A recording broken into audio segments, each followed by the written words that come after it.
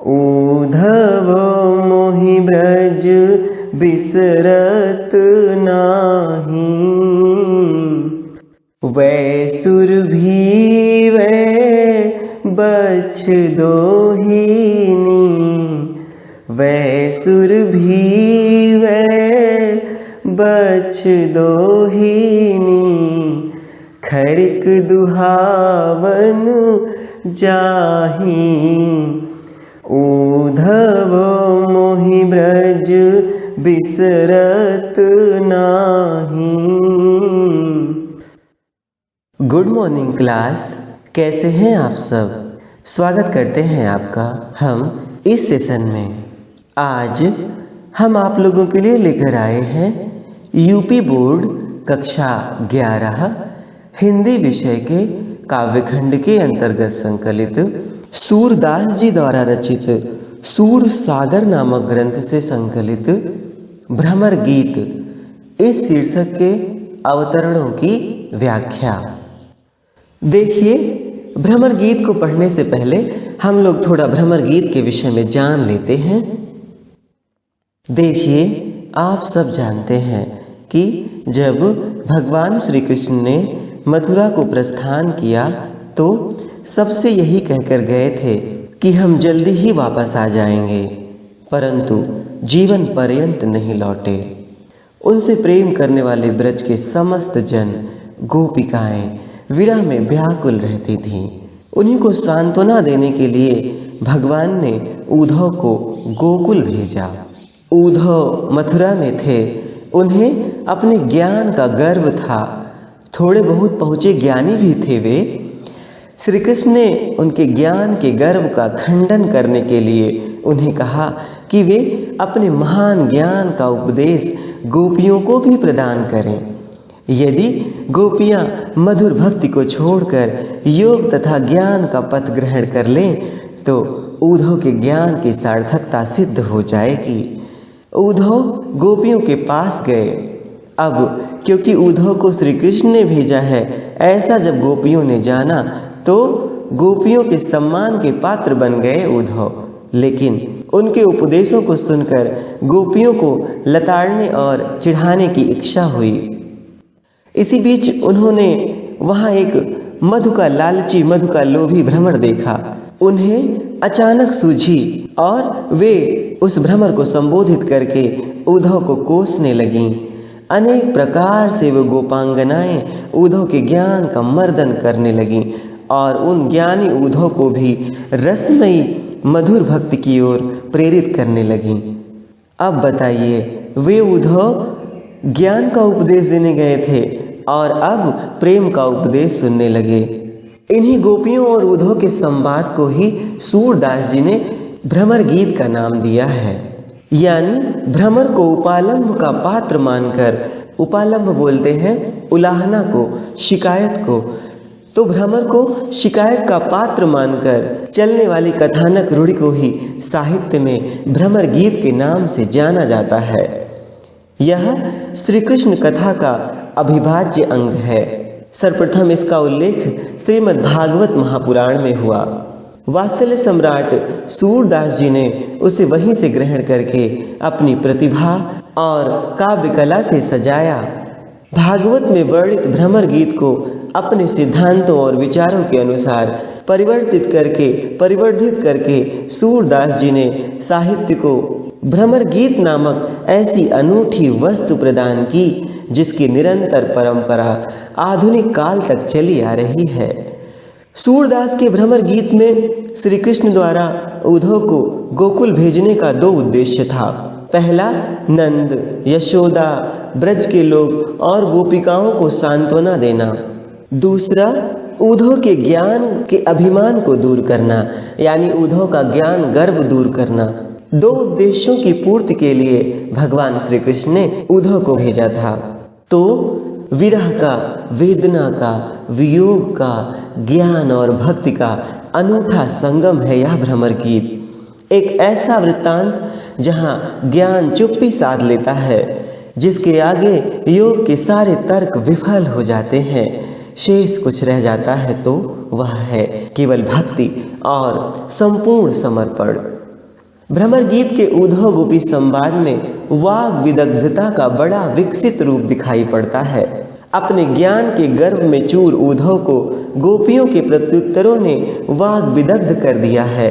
सच पूछिए तो वाग विदग्धता का नाम ही यही है कि सामने वाले को ऐसा खरा और चुभता हुआ उत्तर दिया जाए कि उसकी बोलती बंद हो जाए। भ्रमर गीत में गोपियों के ऐसे ही खरे खरे और चुभते प्रत्युत्तरों ने अंततः उद्धव को मौन ही कर दिया। भगवान श्री कृष्ण द्वारा भेजे गए उद्धव ब्रज पहुंचने पर नंद, यशोदा आदि के सम्मुख श्री कृष्ण के ब्रह्म स्वरूप का प्रतिपादन करते हैं। उद्धव भगवान के निर्गुण, निर्विकार, अनंत, अनादि स्वरूप का ध्यान करने के लिए ज्ञान का उपदेश उन ब्रज के लोगों को देते हैं। बाद में गोपियां उन्हें अपने साथ ले जाती हैं। गोपियां अपने कृष्ण से संबंधित हर बात जानना चाहती हैं, बड़ी अभिलाषित हैं इस बात के लिए कि वो श्री कृष्ण के विषय में सब कुछ जाने। वे बार बार कृष्ण कृष्ण स्वर का उच्चारण करती हैं। उसी समय एक भ्रमर उड़ता हुआ वहां आ जाता है और गोपियां भ्रमर के बहाने उद्धव को उपालंभ देना यानी शिकायत करना शुरू कर देती हैं। तो श्रीमद् भागवत में गोपियों द्वारा भ्रमर को संबोधित करके उपालंभ देना ही, शिकायत करना ही, उलाहना देना ही भ्रमर गीत कहलाता है। देखिए, सूरदास जी के बाद नंददास जी का भ्रमर गीत प्रचलित हुआ और भ्रमर गीत की रचना आधुनिक रचनाकारों ने भी की। आधुनिक रचनाकारों द्वारा भी भ्रमर गीत लिखा गया है। भ्रमर गीत के आधुनिक रचनाकारों में भारतेंदु हरिश्चंद्र, गुप्त, हरिऔध, जगन्नाथ दास रत्नाकर आदि मुख्य हैं। इन सब में जगन्नाथ दास रत्नाकर जी का उद्धव शतक अत्यंत उत्कृष्ट काव्य है। गोपियों के प्रत्युत्तर के बाद तो रत्नाकर के उद्धव भगवान को संदेश सुनाते हुए बड़े भावुक होकर कहते हैं। क्या कहते हैं? रत्नाकर जी लिखते हैं कि उद्धव भगवान श्री कृष्ण से यहाँ का वापसी वाला संदेश जब सुना रहे हैं तो जो ज्ञान का उपदेश देने आए थे सारा ज्ञान धरा रह गया प्रेम के आगे। इतने प्रेम के मद में मस्त हो गए कि भगवान से उद्धव कह रहे हैं क्या? छावते कुटीर कहूँ रम्य जमुना के तीर, गौन रौन रेति सो कदापि करते नहीं। कह रत्नाकर बिहाई प्रेम गाथा गूढ़, श्रवण रस नामे रस और भरते नहीं। गोपी ग्वाल बालनी के उमड़त आंसू देखी, लेखी प्रलयागम हुनै को डरते नहीं। हो तो चित चाब जो न रावर चितावन को, तजी ब्रज गाँव इत पाँव धरते नहीं। कहते हैं कि अगर आपको बताना नहीं होता तो उन सारी अवस्थाओं को छोड़कर मैं यहाँ पाँव भी नहीं रखता। देखिए कैसे गोपियों ने उद्धव को प्रेम के मद में मस्त कर दिया।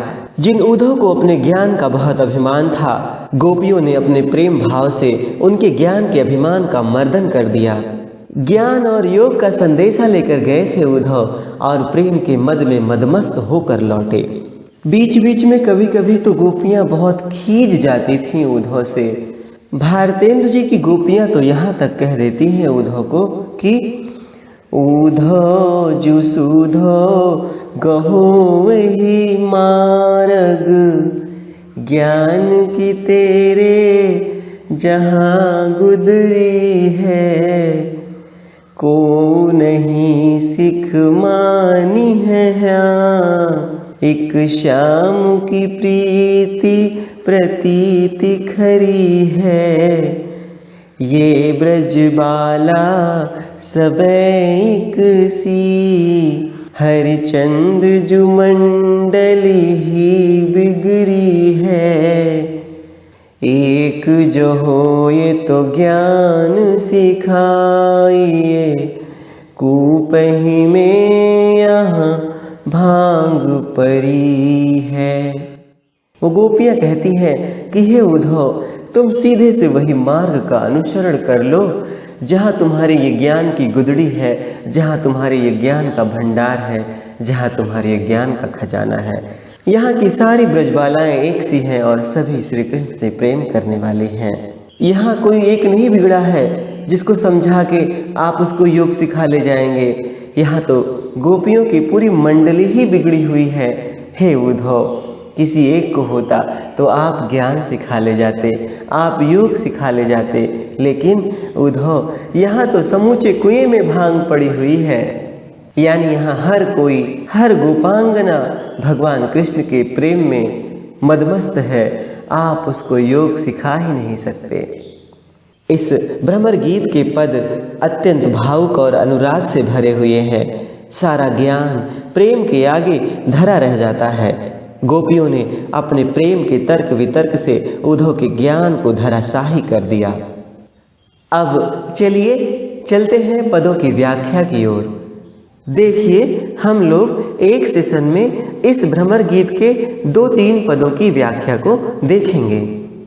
तो चलिए देखते हैं पहला पद क्या है। सूरदास जी लिखते हैं, श्री कृष्ण उद्धव से कहते हैं कि उद्धव मोहि ब्रज बिसरत नाही,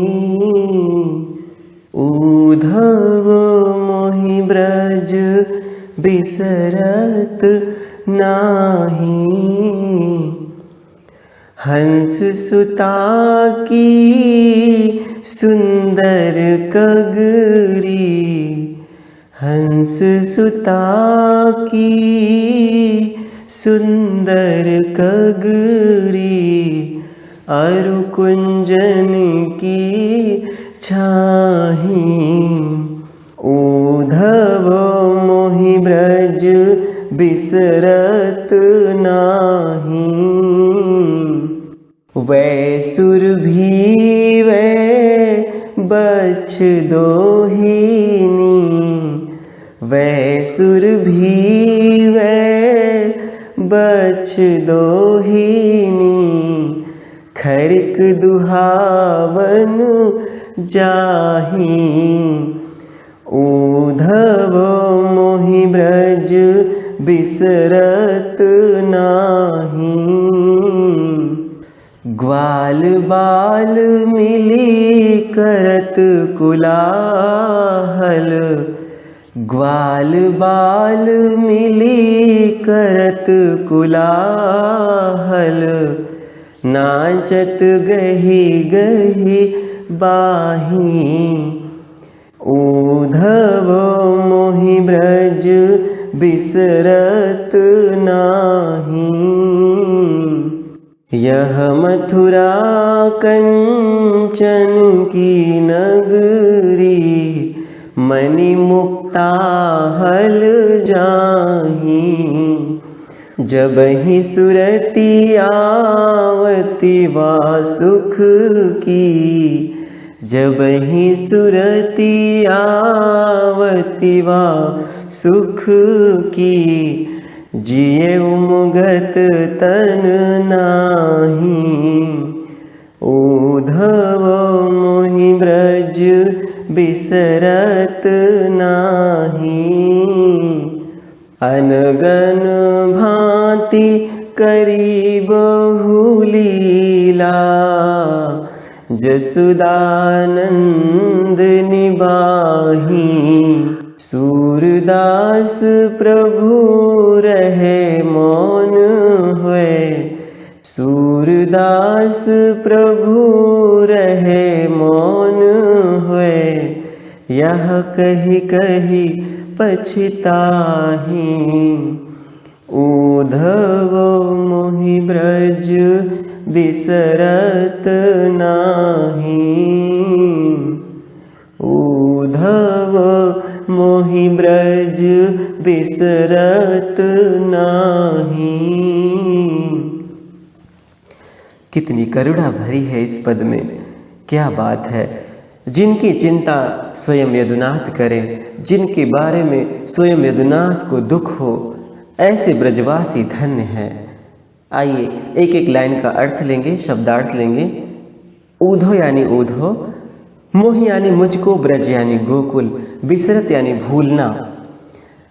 हंस सुता बोलते हैं यमुना जी को, सुंदर यानी सुंदर, कगरी बोलते हैं किनारे को, अरु यानी और, कुंज यानी लताओं से घिरा हुआ बगीचा, छाही यानी छाया।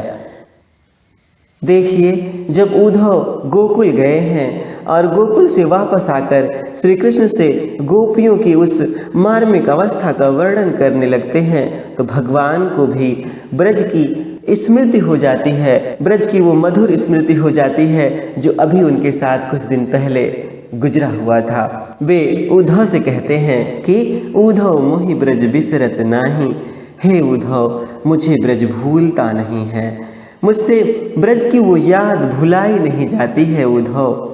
हंस सुता की सुंदर कगरी, हे उद्धव वो यमुना नदी का सुंदर सा किनारा, अर कुंजन की छाही और उन कुंजों की घनी घनी छाया।